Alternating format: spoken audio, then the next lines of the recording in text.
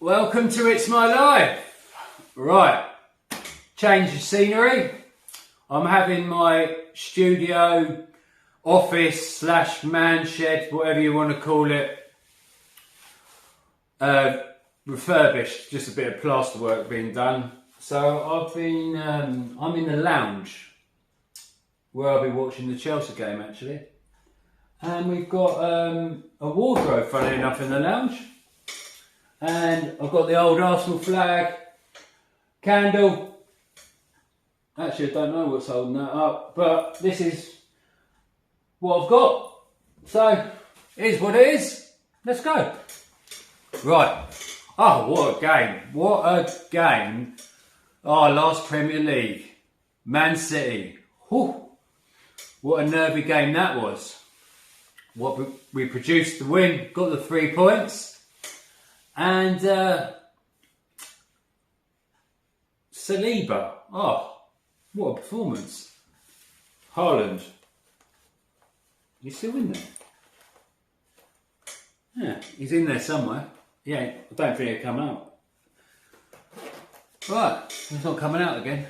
Right, he will do. He'll start sitting in a Premier League game, but he was nowhere to be seen on the Arsenal game. In fact, forget all this XG stuff. Community Shield, last game at the Emirates, 1-0 win. Haaland hasn't had a shot on goal. Is that possibly to do with Saliba being back and like he was injured when we played him and towards the end of the season and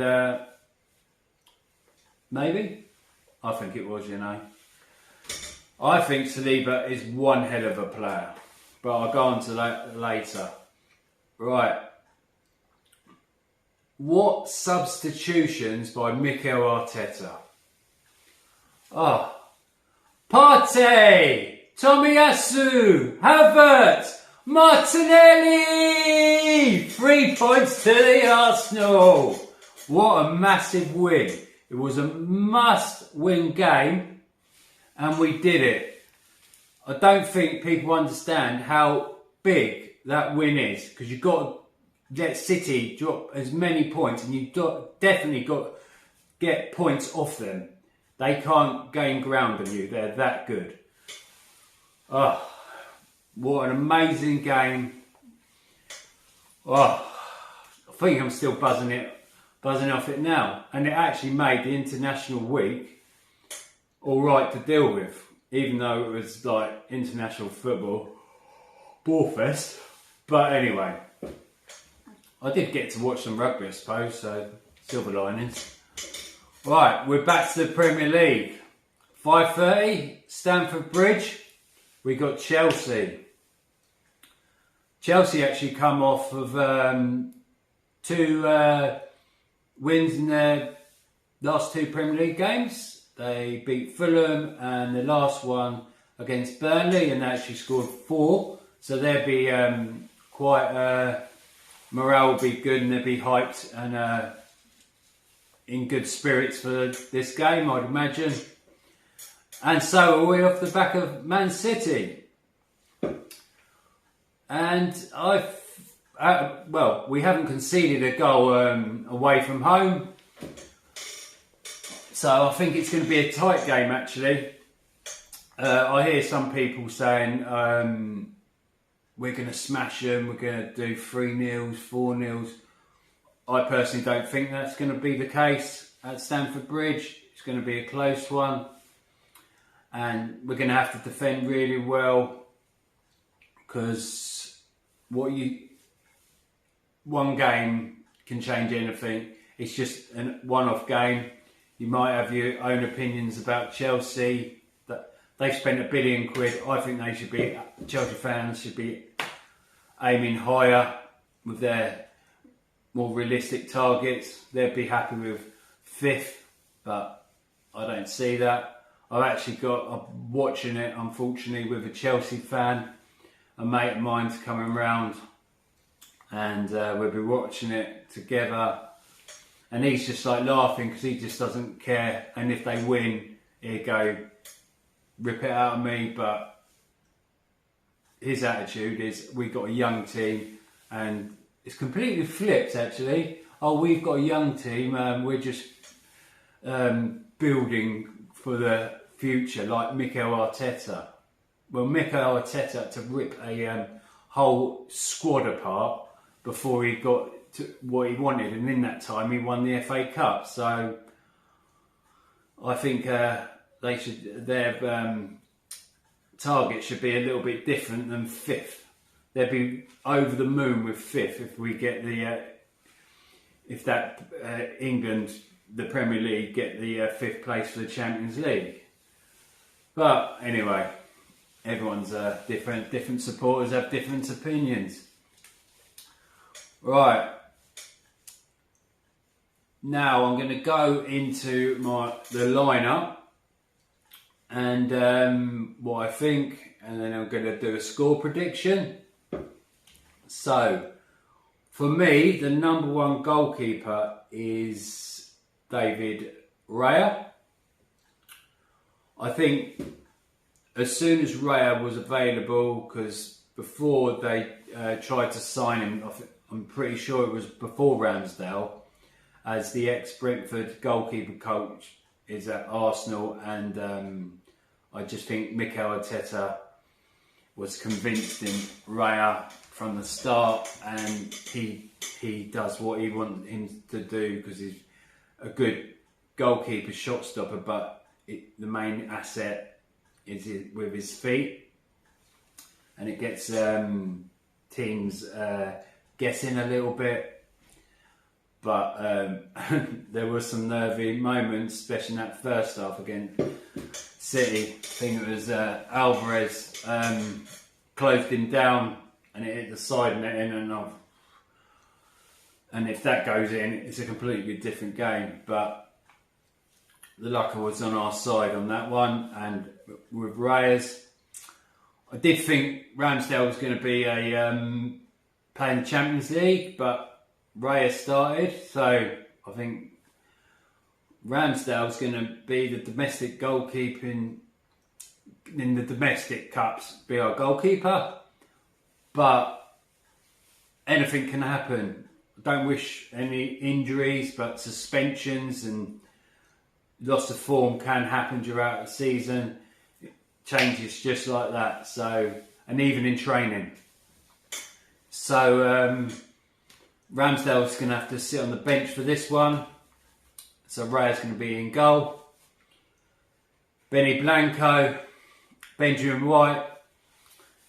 No international football. So he's had a good rest, been able to train, and he'll be fully fit and raring to go. Like I've said before, so underrated last season. I think towards the end of or midpoint of the last season, he was after the World Cup, he was getting more highlighted, but I've always thought he was underrated. But people have, towards the end of last season and this season, see what he really is. He's always a 7+ in every game, I think, in my memory. And so I'm going to go right back, Benjamin White.